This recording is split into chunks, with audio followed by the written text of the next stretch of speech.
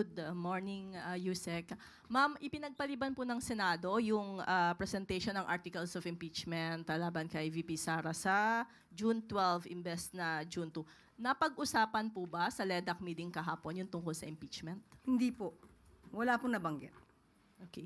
Doon na lang po sa binanggit ni Senate President Chis Escudero na yun ay para mas matutukan nila yung mga natitira pang priority legislation. Nagbigay po ba ng commitment ang Kamara at Senado kay Pangulong Marcos na ihahabol yung mga nakabinbin pang priority bills? Yes, opo. Actually, napag-usapan po. May 4 po na priority bills na napag-usapan sa LEDAC. At ito po yung National Government Right-Sizing Program. Kasama din po yung Amendments to the Right-of-Way Act. Amendments to the Cooperative Code at pati po yung proposed National Disease Prevention and Management Authority.